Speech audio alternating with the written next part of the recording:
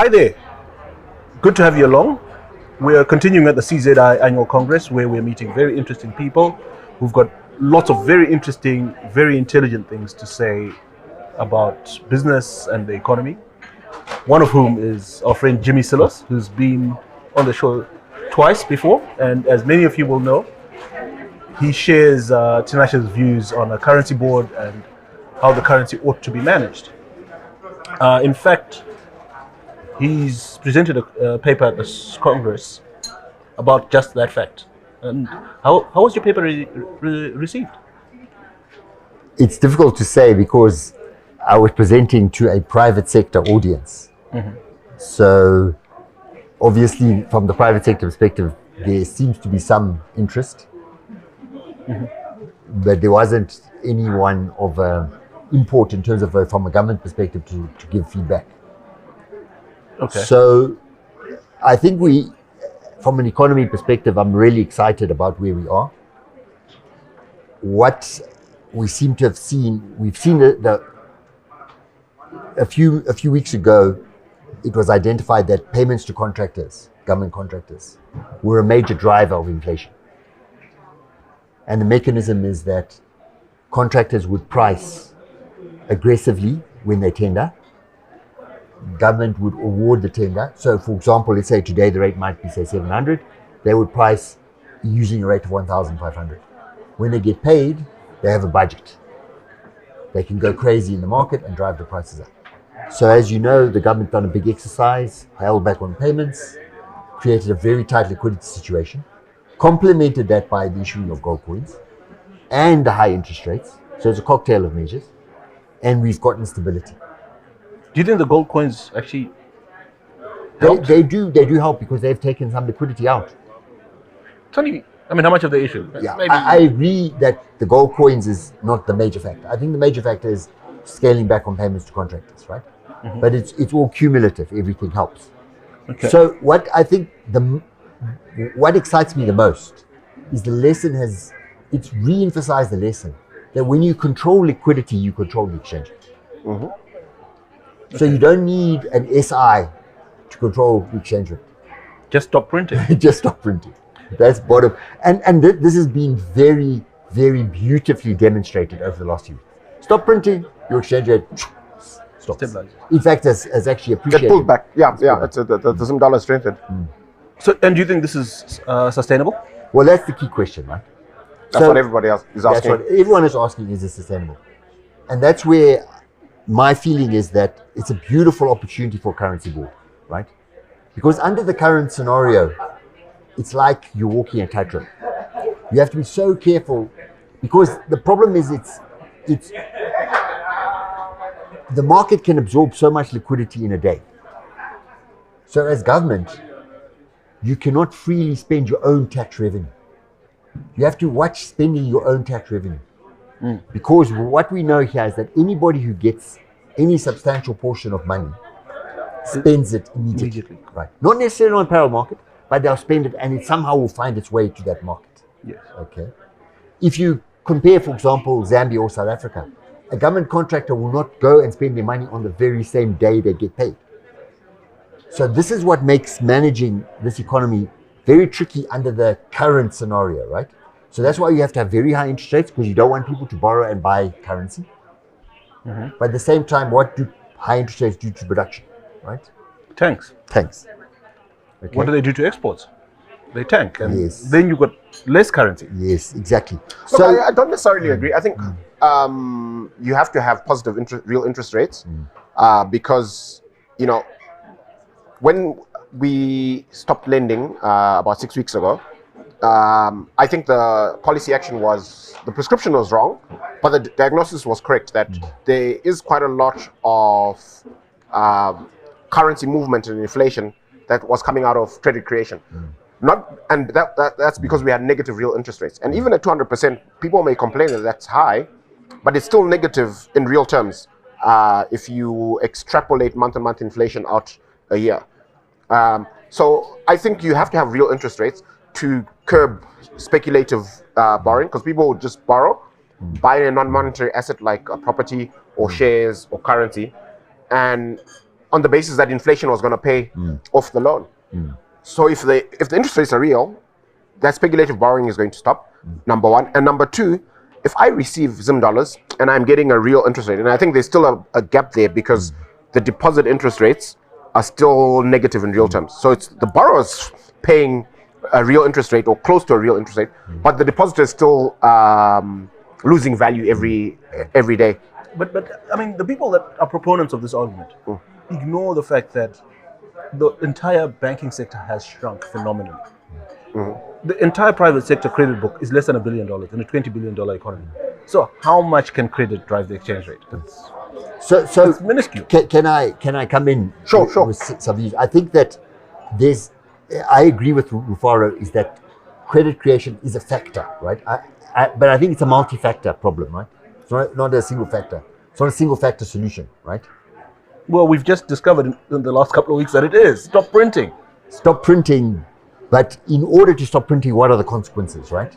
We've defaulted on commitments to suppliers, right? We've had to hike interest rates to literally stop all borrowing, not only speculative. Yep, okay, that's true. So these are the consequences. So that's why I'm a big proponent of the third alternative. This cocktail, it will work. I also believe it will work, right? If we can stay the course. The key problem is, can we stay the course with an election in 2023?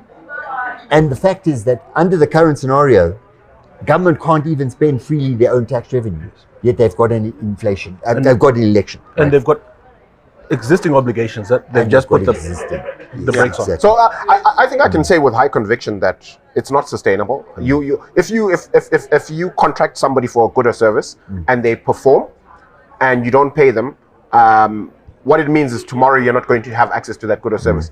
And government is the biggest institution in our market, certainly in the Zim dollar side of the market. And they have vast operations that consume a lot of different goods and services. So if they're not paying for those goods and services, they're not going to get them anymore and they can't function. So for me, the question is, this temporary halt in payments to their contractors, how long can it last? Can they do it for another 4 weeks? But at some stage, to continue functioning, they have to make these payments. Exactly, they have to make these payments. But, okay.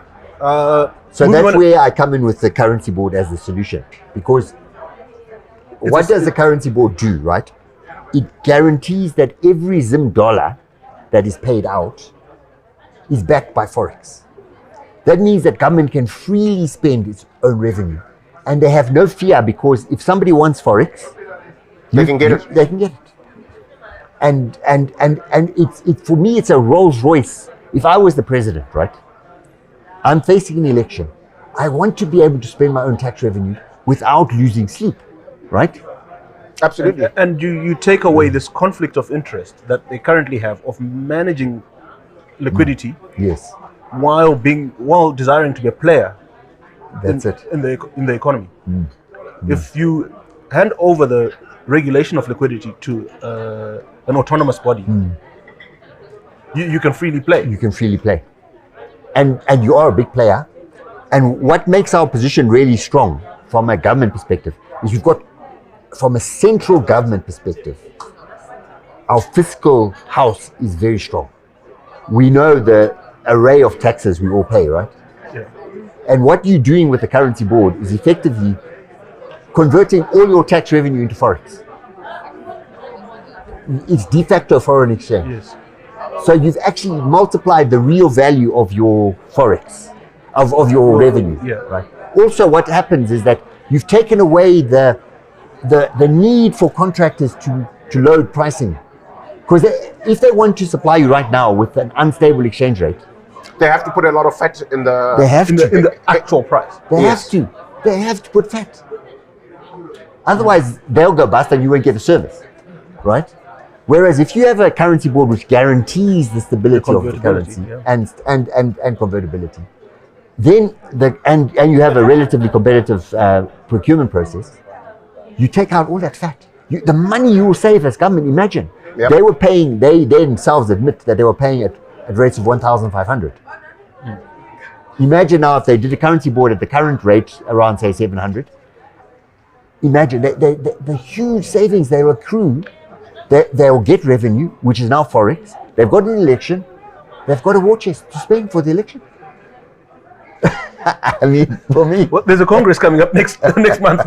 You might want to go and advise. But okay, Jimmy, just moving on. Yeah. Before we came on the show, we talked about other sources of liquidity that perhaps are not so obvious. Yes. That's quite some of the liquidity that is finding its way into the economy and perhaps ultimately driving the rate. Yes, that's right. So when you look at it, in reality, government spending its own tax revenue shouldn't drive the extent of depreciation that we've seen. If you look back to when was the Zim dollar introduced in 2019, it was introduced at a time when the market rate was around 4 to 1, right? Now the market... Please don't remind us. Right. Now the market rate is whatever it is, right? Say 700 to 1, right? Yeah. Okay. And if you look at, yes, there's been periodic surges in government procurement, but that alone, because the fiscal house has been pretty stable since 2019, right? Mm-hmm. Since the introduction of the famous Mtuli tax, the 2%, right? Yeah. Mm-hmm.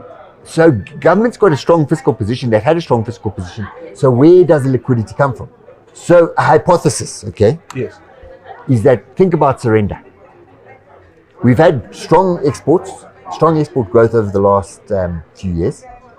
Yes. Okay. And those exporters have donated 20 to 40% of their earnings. Correct. To the Reserve Bank. To the central bank. How is the central bank been financing that? Has it really been recovering? So the central bank has printed Zim dollars and bought the surrender. Correct. At half price, never mind. And then surely they've sold it on auction and got their Zim dollars back. And we're net zero. It should be net zero, right? But if you look at auction allocations and you try and estimate surrender, are you getting net zero? You know, it's very difficult because you don't have a proper accounting of it. Yep. But are you getting net zero? Okay, so you're saying if we are selling, call it 6 billion a year in exports, divided by 52 weeks is 120 million a week. Yes. 20% of that is 25 million. Yes, but remember surrender is 40, and you have domestic surrender as well, eh? Okay, so 40, so we 50, 60 million a week. Yes. Should be showing up on the auction. Correct. And at the moment we like 15, 20 maybe. And also delayed settlement as well. So there's 40 million, maybe, using our back of the envelope numbers, that is being paid for in Zim dollars, but is not being auctioned back. Where's it going? Yes. So it's probably government spending. I think could be government spending. And also remember that there's a big Afric Zim Bank line of credit that is offered to the central bank, which has to be serviced. But that should be net zero as well. Why is that net zero? Because when it came in. When it came in 5 years ago. Oh, right. So we know the answer. Am I wrong? We know that. I don't know. I haven't had a chance to look at that's why I'm saying, and I want to emphasize here, I'm not saying that this is definite, okay? That's why I phrased it, I couched it as a hypothesis. So the question is, where is the money being printed? Or where is the printed money being spent? Because the fact that you have such an aggressive devaluation of the currency tells us that there's printing happening, right? Yes. So we know the answer in terms of there's been extra Zim dollars put into the system. And I think what we're trying to answer here, the question is, where? Is it happening because at the auction where, or with retentions, where we issue out all these Zim dollars for currency, which we then don't auction and we spend as currency? Or it's happening on the fiscal side of the government accounts where we are spending more than tax revenues. So we know from the condonation bill that there is a bit of that where we are spending more than we collect. But I certainly think that he's onto something when he analyzes the retentions versus what's allocated at auction. That's a good summary, and maybe a good place for us to end. Thank you for coming by, Jimmy. Always a pleasure, George. Maybe we can if you join us again after lunch, we'll have some we'll have something more interesting. And maybe we'll have you in our real bar in the coming weeks. And yeah, that would be good. We'll have another session. Could do because we've had a bit of a forecast now. What's happening? What's going to happen? 4 weeks' time. We'll know whether it's sustainable or not. And we can discuss it some more. Yeah. Great. At a funeral in the rural areas, there is a lot of work to be done. fetching water, firewood, stones, bricks, and other things to save for Tonde. Tonde is sitting down where the elders are sitting. The young men are not happy with this because Tonde is the only one who knows everything that needs to be done. As the mourners wait for the body of the deceased that is still to come to the rural home, the elders are keeping him close and constantly consulting him. Listen to me.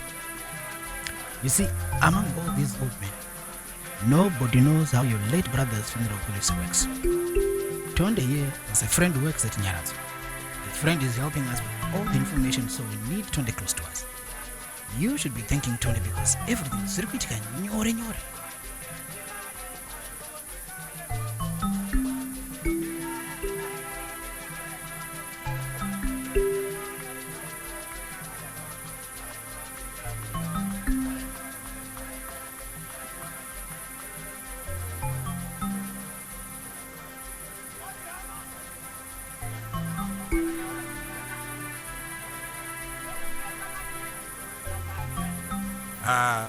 Nenio Sekun, I just remembered that I have a friend at Nyarazo. Maybe I can help if Tonde can't find his phone.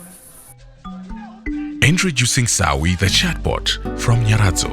Speak to Sawi for all your queries and inquiries. The benefits of having Sawi by your side are endless. When you need to know about our policy, Nyarazo products, payment platforms, claims, the Sawira International Plan, where to find the Nyarazo branches, Nyarazo contact details, how to apply, and any questions you may have. And she can help you find who you want to speak to. For your convenience, you can ask about anything, from our funeral services, counseling to your payments, and much more. Experience the benefit of having Sawi by your side. App Sawi today on WhatsApp number 0712 992 892. Nyarazo, Sawira Mukuru, Omgane Omkulu. Hi, good to have you along again. We continue at the CZI Annual Congress and we're meeting lots of interesting people who, unlike us idiots, actually know what they're talking about. And we've managed to drag in our brother from Zambia, Mr. Justin Chinyanta, who I met 10 or 15 years ago when we both had more hair. He's obviously, but he's looked after himself better. He's lost his hair, but and he hasn't acquired girth, which I have. Welcome. Good. Well, good to see you again. And, I guess by way of reintroduction, I'm Justin Chinyanta. I'm an investment banker, Pan-African investment banker. I run a group called the Loita Group. The Loita Group is a Pan-African investment banking group, which was established in 1992. Essentially, it was established then by a very big international chain that you know called the Hong Kong and Shanghai Bank, HSBC. And it was established to focus on HSBC's structured finance in Africa. Now, structured finance is a different kind of finance. It is not like your normal kind of finance. It is finance that does not just look at the balance sheet or the collateral that you have.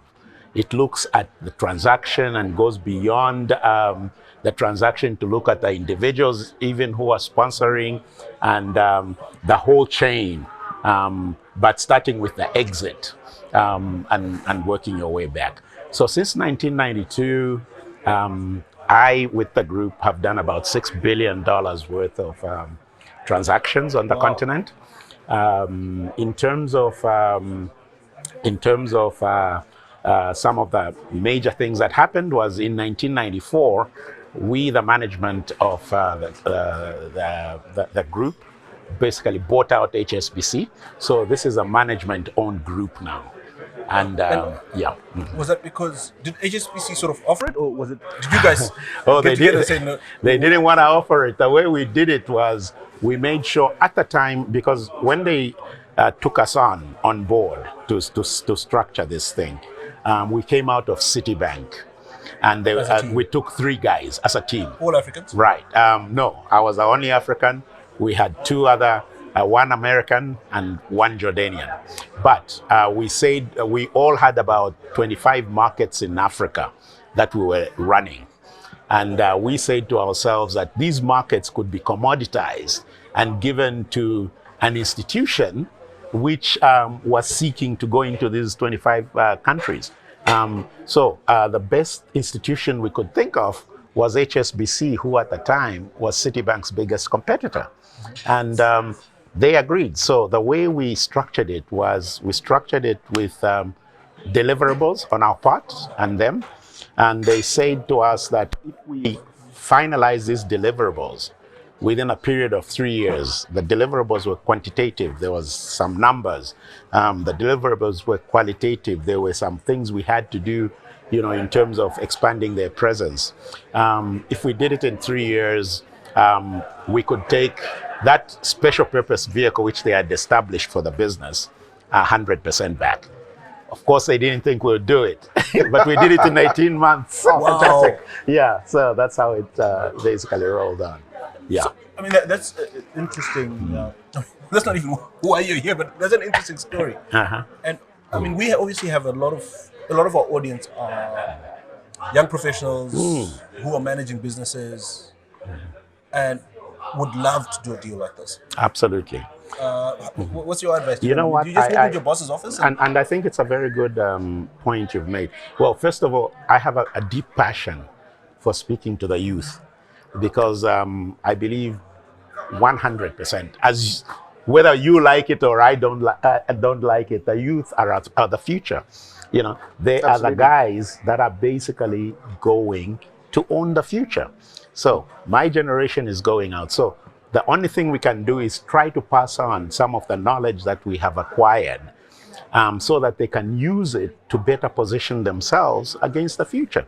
So, one of the things that when we talk to each other, and I always say talk to each other, not talk down to them, is I say to them, when you want to set up a company, capital is not just a tangible commodity, which is, hey, I need money, and therefore this is what will happen.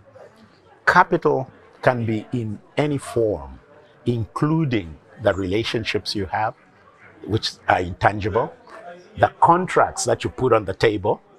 And so just to take our story, for instance, as with the HSBC, what we did is we sold HSBC on the concept that within 90 days of their signing us up, we could bring them at least one contract that would cover all our costs.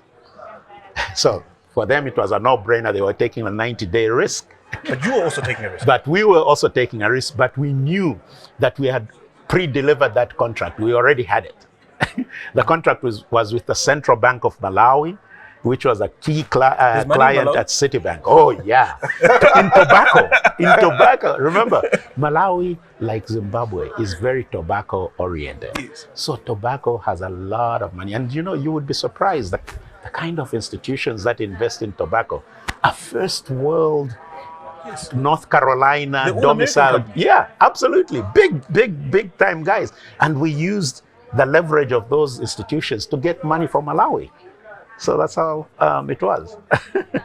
Yeah. So you guys took risk. You took had risk. a bit of imagination. You leveraged your social capital. The social capital, absolutely. Social and intellectual capital, I should say, because in the course of doing the business for Citibank, I was with Citibank for 10 years. We learned certain things which no other bank was doing. But you see, Citibank wasn't ready to do, kept telling us, no, Africa is not ready for this. So, we already knew these products and structures that were being delivered in South America, in the Middle East, in the Asia, the third world countries. But they would keep saying, no, but Africa is not ready. I'll give you an example. Commercial paper, very simple, an instrument which basically, you want to borrow money, but you don't want to go to the bank. You can structure yourself in a way that, basically where you issue a promissory note for short-term capital, and I was listening to all these young people complaining about the capital markets and the cost of money and all that. But what it requires is a little bit of innovation. So commercial paper was one of the instruments we pioneered primarily in Kenya at the time. Bonds were another instrument that we pioneered. We actually issued the first bond for a bank called the PTA Bank. I think you must know that bank. The first bond for a bank called the East African Development Bank. The first bond which took a bank in Zambia called the Development Bank of Zambia into the international capital market. So the idea is you use both intellectual capital, social capital, and whatever else you think you have to get your deal done.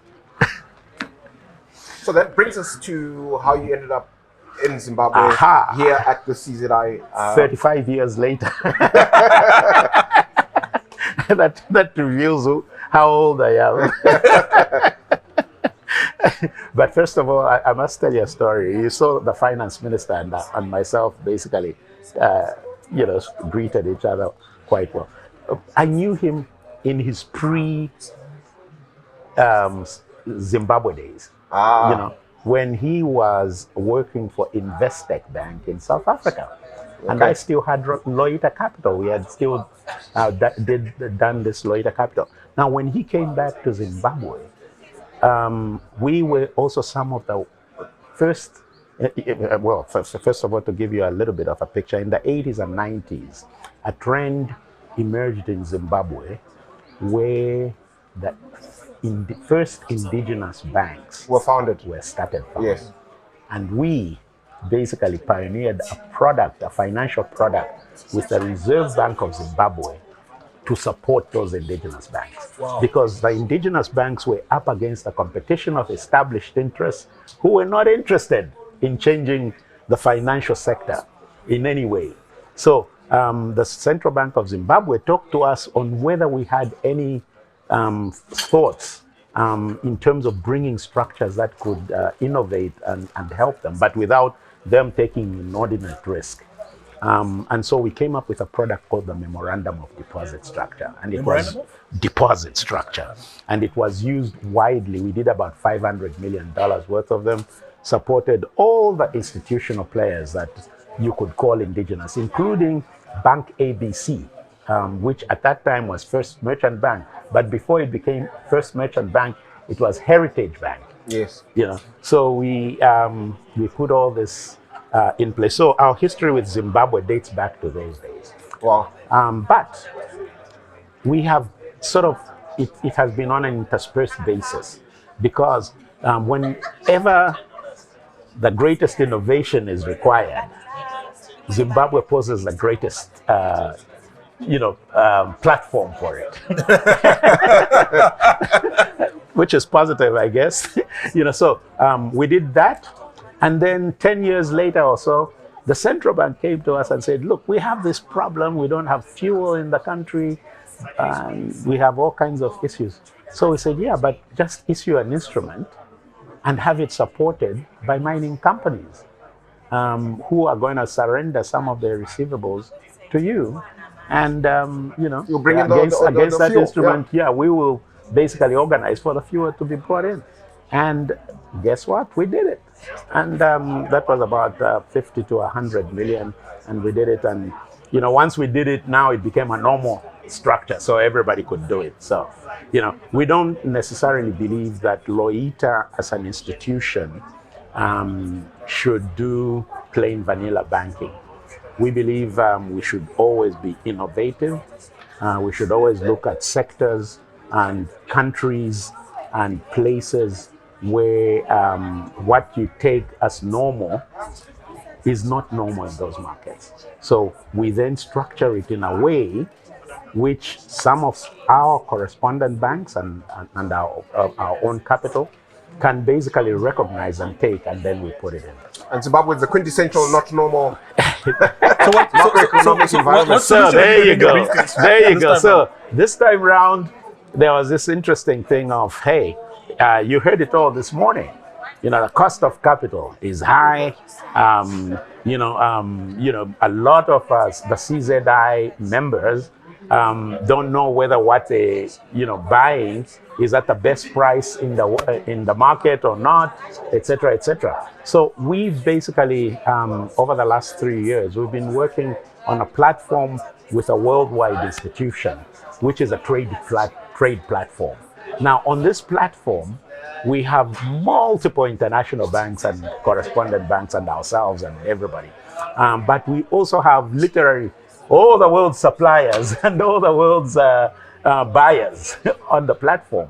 So basically, it is that platform which we presented to CZI as a potential solution, using the platform to then create about a $200 to $300 million line, in terms of which 100 million would support the investment needs of some of the manufacturers, and another 100 to 200 would support their trade finance requirements. So essentially, this is the thing that the minister and myself were launching this morning, and I'll be honest, it's taken since the presentation. There's been an overwhelming amount of because there's a dearth of capital in our market. Absolutely, the dearth of capital, but more importantly, even you, when you want to import equipment, you want to know who are the best equipment makers in the world, and this platform will enable you to first get that information, first get real information,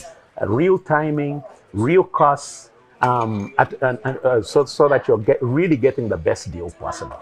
And then once you have that, then the question of how do I fund it comes in. Yeah? So that's where we are today. Oh, that's fantastic. That's fantastic. Yeah. It's interesting how stories go full circle. They 35 do. years later, you're back Where I started. 12 years later, we're sitting next to each other. And I'm looking older than you. No, but you're looking funkier than me. I never left where I was, but you have obviously found nirvana. You're looking much more informal, much more relaxed. So that's good. Although one unfortunate thing is my producer won't let me day drink.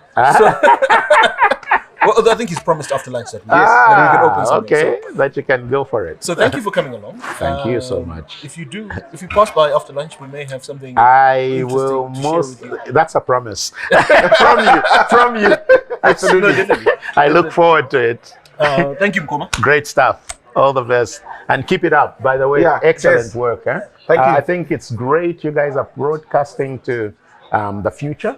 You're doing it very innovatively. And you're talking about serious things, which... Even though we're not serious ourselves. Which is quite interesting too. The manner in which you're doing it. So congratulations and all the best.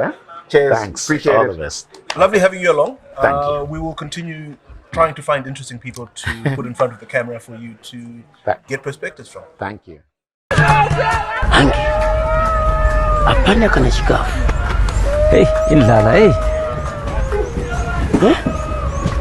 Bazasibulala ngendlala wanhlaba. Andikho ukubikileko. Asabe. Imukubike makabeji. Ifuna usibulala ngendlala Kwethe sekuru. Bayeza bayenyarazo bayathatha imali. Bayabuya kathisi nje so. Ngoyile kunyaraza. Wonke usekuru. The Sawira Connect card. Connecting you to an easier and more convenient way to receive your funeral grocery allowance. Wipe away delays. Say goodbye to payment interruptions with just one simple swipe 24/7.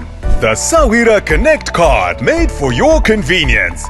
Anytime, anywhere. Access made easy. For more information, connect with us today. Welcome back. We're still at CZI. And we are meeting very interesting and important people. So I'm happy to be here with an old friend, Clive, who is now the spokesman of the Ministry of Finance. And I'm joined with Tinashe, So, Clive, perhaps before we get into the issues of the day, you're one of those rare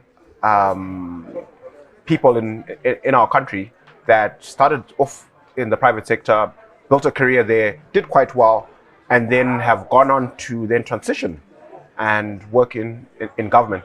And this is quite rare in this part of the world. Elsewhere in the world, government is very attractive. Some of the top graduates from the top universities aspire to work in government from day one, and people who've built careers in the private sector and have done very well also aspire to one day end up working in government.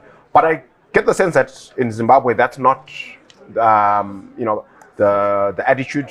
People look at government as something for politicians, and not really welcoming, or a place that somebody from the private sector could actually make a contribution.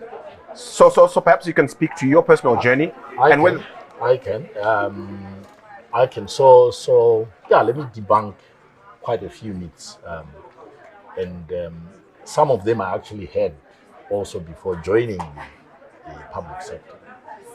So one of the things that I realized when I moved from the private sector into government was that there is actually a lot of work to do. So there was the old stereotype that civil servants spend most of their time twiddling their thumbs or with their jackets at their desks and them out there somewhere doing other things. It's not true.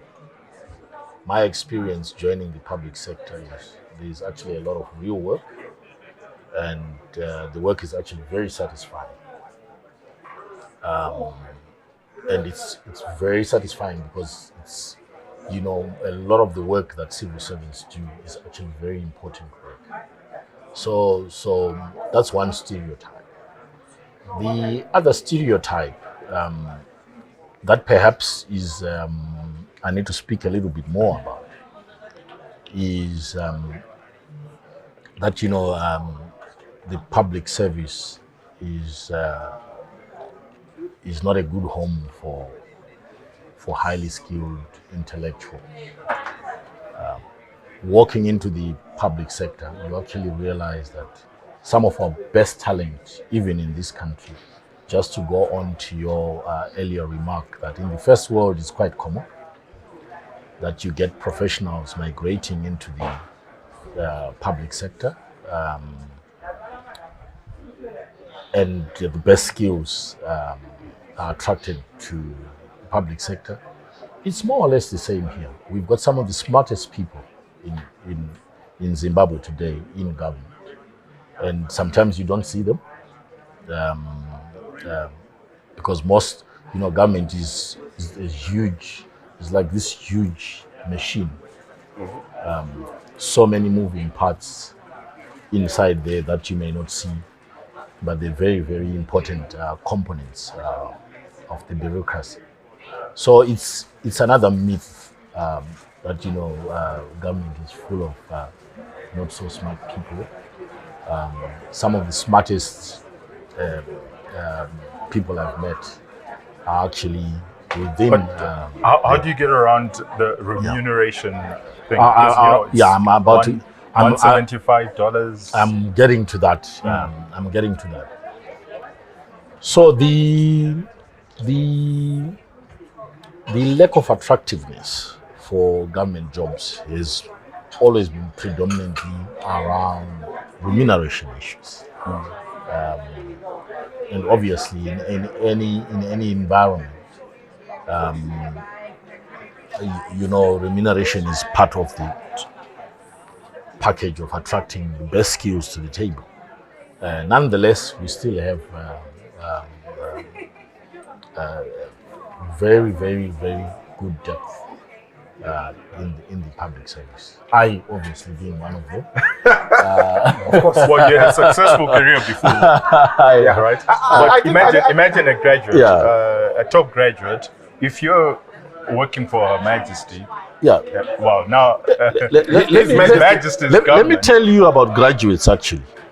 When I joined the public service, in the Ministry of Finance, there are 5 classmates of mine from the class of 96, as you said, who joined the civil servants back then, and they're still there. They joined then and stayed. I've had like 7 jobs in between. So there's something that government is doing right to retain such top talent for such a long time. I think so it could be a perception. Okay. Maybe I know the employer, the Public Service Commission, is busy, with sprucing up the image of the public service. And I know sometimes it's always about these issues that come out in the media about low pay and all that. Well, but these are economic issues. We hear that the per diems are attractive enough. That's another myth. Okay, all right. So maybe that's another myth. But I think that's another myth I must debunk. I think philosophically it's an interesting question around just government remuneration, because I think the idea that people go into government to serve, so therefore they shouldn't be compensated, richly. There's some fundamental problems with that idea in my mind, because where it comes from historically is from the founding fathers of the U.S. The George Washingtons and Jeffersons and that sort of thing. But these guys, when they went into government to serve, they were very wealthy. Yeah. In fact, one of the things that's not well known is that George Washington spent half his time in the White House and half his time running his personal enterprises, because they just set up this thing to free themselves from the yoke of the British so that they could run their own affairs. But if you fast forward to where we are today in 2022, you have professional people whose sole career is to actually work in government. And I think this is where Lee Kuan Yew had a different opinion, where he said, look, if you are a practicing lawyer or doctor or engineer with a firm, right? When you come across to government, you should earn just as much as you would in the private sector. You shouldn't be punished for migrating into, and I think that case, there's a really strong case to be made there that, if senior people in government should be paid just as richly as their equivalent counterparts in the private sector. I don't understand the thinking around they're serving, so they should be paid peanuts. No, I don't think there is a policy or thinking around paying people peanuts in the public service. Certainly, that is not the intention of government. Neither is it policy. I think the policy of government is to pay people fairly, adequately, and for performance. Obviously, on top of that, we then overlay economic capacity, which becomes a different matter. But the intention and thrust is obviously to improve conditions of service, and they've been continuously improving. If you strip out the macro factors that then impact on purchasing power and that, the intention in terms of the structure of the salaries and everything, it's really forward-looking and designed to attract and retain the best talent. And I'm speaking here for myself. Speak to per diems, corruption within the public service. Your thoughts. These are social ills. And again, let's not stereotype. See, corruption is associated with public sector, but it takes two to tango. Who corrupts? This is very true. It's not absolutely. It's not me corrupting a fellow government officer. It's actually usually the other guy who wants something from government who. Well, sometimes it's convenience. Yes. So if I go to the passport office, or if I go to a government office, precisely. And it's convenience. Yeah. I'm going to pay an extra. Yeah. So let's you know, it's not an easy conversation to just ascribe. It's always bi-direction. But yeah. No, that's true. So when we talk about corruption as a social ill, let's put it in that context. That, you know, it's there because. But in the public sector, it's at the cost of the taxpayer. So it's at the cost of society. In the private sector, it's at the cost of the business. It's the owner who's prejudiced, right? The shareholders are prejudiced in the private sector. Yeah, but in the final analysis, public sector, in the final analysis, but it's equally bad, I think. In the final analysis, as an economist, a loss to one is a loss to all. So I would say corruption is bad, whether it's in the private sector or it's in the public sector. It's still a loss because we've got corruption that is siphoning public resources into private hands. In private sector, you know, corporates not paying their taxes when they should. No, that's corruption. Issue. Yeah, that's corruption, and it's not benefiting. Would you say that's corruption? It is. Or that's a debtor. It is corruption. No, that's a debtor. It is corruption. So in business, if somebody doesn't pay, it is corruption. I consider them to be a debtor. No, let me tell you how some people are bad debtors. If you make $100 and you're supposed to pay $30 in taxes, and for some reason you fudge it down to $8. Okay, no, if you fudge it down, then yeah. No, you're right. That's not just corruption. That's actually that's it's fraud. actually more. Yeah, it's criminal. It's criminal. That's actually no, if you fudge it down. Yeah, and it's happening. Okay. You know, so what's the solution there? The solution is really social. It's education. It's cultural. We have to build a new culture around just being an honest people. How do you do that? Look, I'm not that much of a social scientist. Yeah, you know, there are other experts. But to me, that's the only way to deal with it. Okay. And sometimes, obviously, you know, in social engineering, you would want to say, you know, applying the law also does work. It worked in China. It worked in China, so you apply corruption laws brutally, and that modifies behavior. So sometimes enforcement does lead to behavior change. Okay. Yeah. The bureaucracy, what are your thoughts?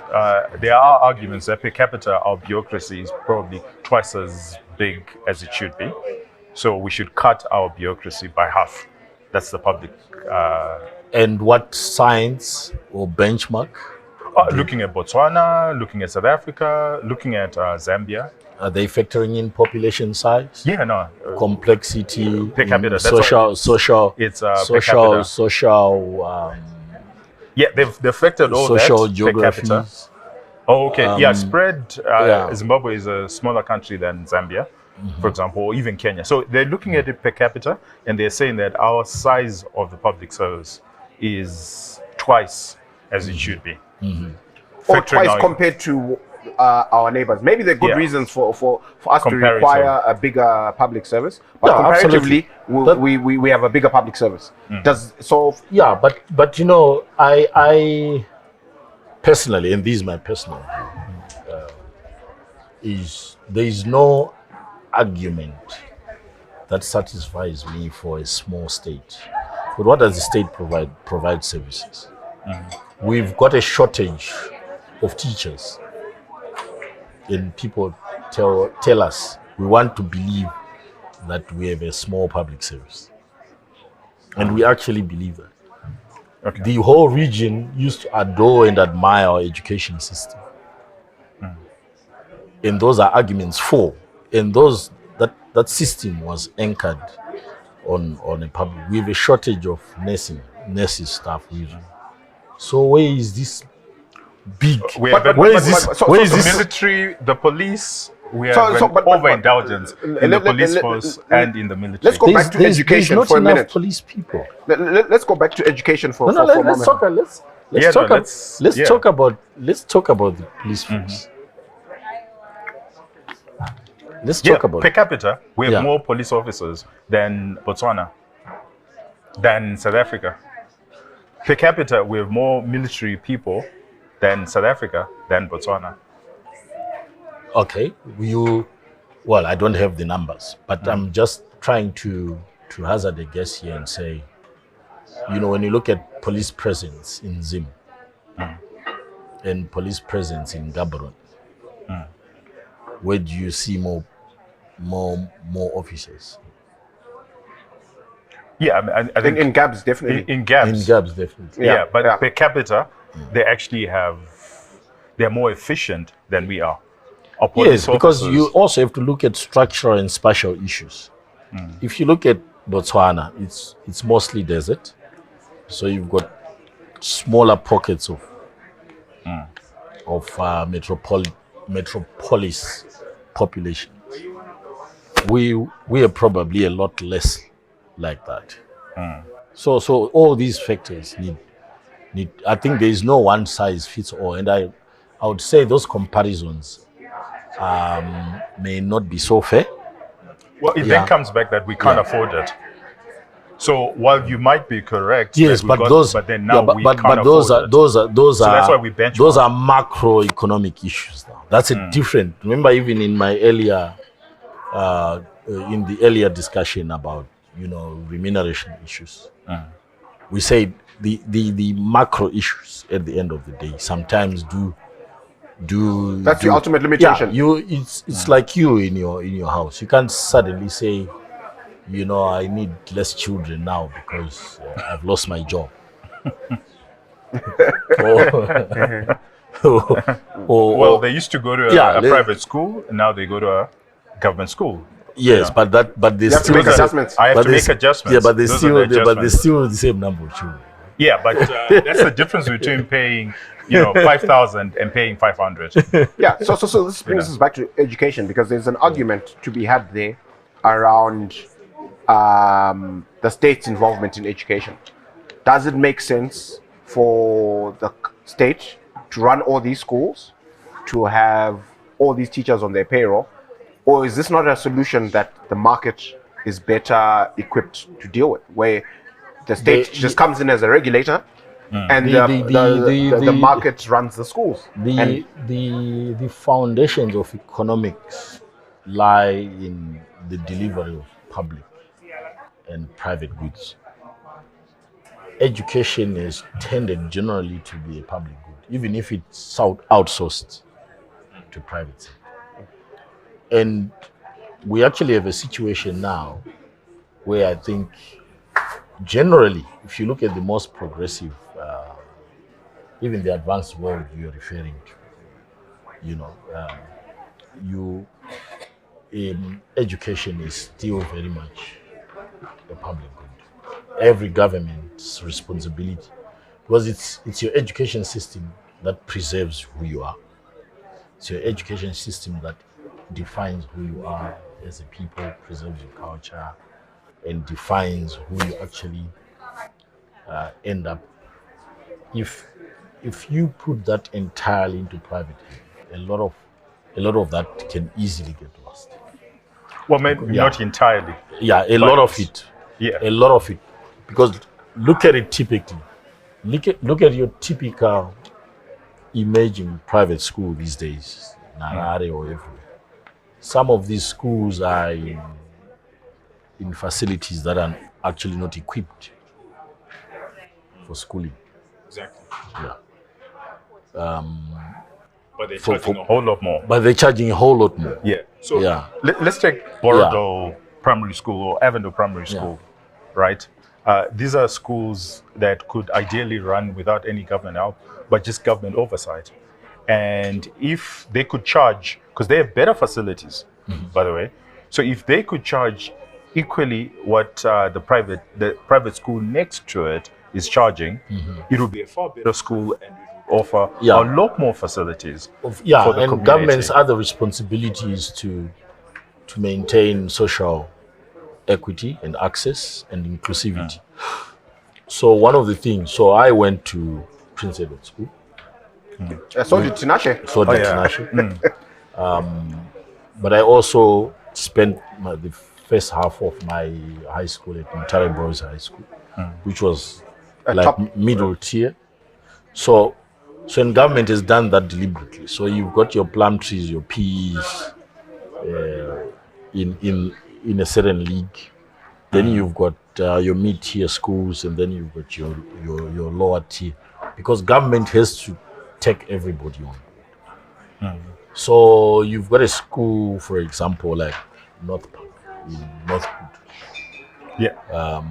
where I used to stay. We had to make sure that the domestic workers have children. They need access to a school, so you can't outprice North Park Primary School. True, but they're in the minority. So your domestic workers are No. Because what's actually happening is North Park is actually a good example where half the students actually don't come from that neighborhood.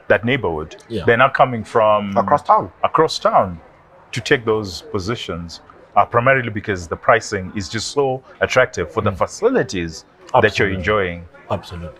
And so there is a case for government in certain schools, destitute areas, arid, Binga. I could see where government could play a big role there. Because the private sector is never going to stand up a school in a place like that. But if you look at so it's a valid argument. So the infrastructure it's a valid argument, and government has to balance out access issues as well.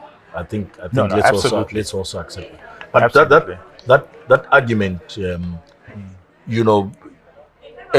government is developing. And here's another important point, in my opinion, where I think there's a huge opportunity cost where we're losing out, is that to the extent that individuals in this country benefit from government infrastructure and government funding of their education, don't give back.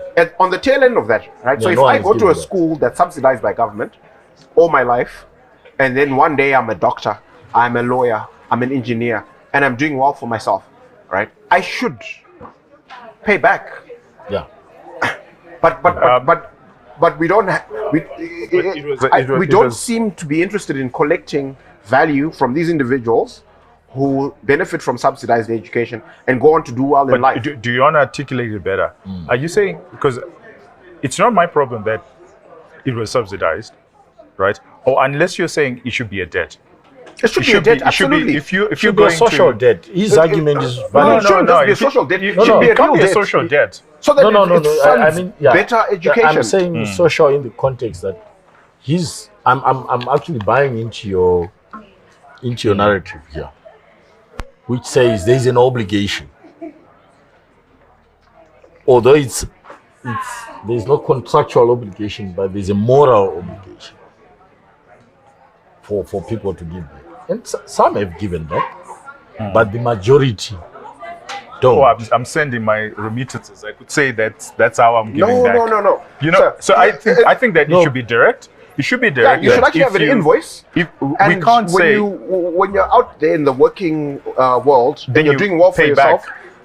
In addition to whatever taxes that I think it should be direct. I agree. When you look at the Nordic countries, they've built those models around very high taxation for everybody. Yes, exactly. But you also provide more social services from that. Yeah, I think it should be direct. And then we wouldn't be having this conversation about, well, can we afford it or does it not make sense? Because on the tail end, as people graduate at 18 or 21, you've got all this cash flow coming in to fund the guys who are at the beginning. But so again, it goes back to our earlier discussion around the social culture, the national culture, and so if you look at the average Nordic citizen, so I pick a Norwegian, for example, they actually love to pay their taxes. Do they? They do. I suppose that's why they leave their countries. Yeah, they do. They love to pay their taxes. Why? Because they've realized over time. Yeah, they've realized over time that is the only way to And I also suppose, you know, our society is evolving. And the more we have conversations like this, and the more we buy into conversations like this as leaders, because you're also leaders, because you lead in disseminating opinions. So if we have more of these conversations and challenge, you know, all the Zimbabweans, whether they're in the diaspora, whether they're here locally, I hear a lot of this talk, and you even hear it at congresses like this one, where big businesses don't want to pay taxes. It doesn't make sense to me. Well, maybe the argument, because the reverse is also true, that why am I paying taxes when I can't see the service? No, but what comes first? I haven't seen the service. In the social contract, it's not a chicken and egg. Pay your dues and demand your pound of flesh. And that's how it works. I want to pay directly. So I want to pay my rates and then see my lights, but I don't want to pay a tax that I don't know where it's going. I want to pay directly. If I want to pay a toll gate and see the road. This is why I'm saying we want to fragment social order. And that's why sometimes we end up in problems. Let's do things the correct way. The correct order of events is pay and then demand. Okay. And part of how you demand, if you're listening to the presentation by Dr. Chikwama, that social contract between the government and its citizens should be exactly that. Okay. I've given you my money. I want the service to come back. If you don't give me the service, I'll ask him to deliver the service instead. That's the democratic function. Well, that's more political. Yes, but that's I'm more, in the end. That's what the problem I have. I can see us getting into a rabbit hole, and these guys drink a very expensive whiskey, right? So imagine if we were paying tax to one, and then it's Rufaro who's in charge of distributing that tax. He's gonna buy his expensive whiskey. Yeah, and I don't even. So you renegotiate. That's why you have to sign a new contract every 5 years. Well, that's political. I want it to be economics. No, it is economics. Economics should be. I don't want your whiskey. I don't want to use that. But it is economics. We have it is economics at the end of it. Okay. One of the entrepreneurs here is a local brewer of ciders and whiskey, so we're gonna have him on the show a bit later and discuss their journey. So after lunch, if you're feeling a bit thirsty, Clive, there'll be interesting tipples on our table, I can assure you. Thank you so much for... Thank you. Very good platform. For joining us. I'll be back again. Yeah, absolutely. For Friday drinks. Yes, it's called Friday Drinks. It's actually Friday. So you know, and I'd like to extend an invitation to our bar in the coming weeks, if your schedule permits, to come through and join us. Thank you so much. It's been a pleasure having you. Thank you. Thank you, guys. Thank you, Clive. And on that note, we're still here at CZI meeting interesting people. We just had Clive, the spokesperson of the Ministry of Finance, and we're still here. But bye for now.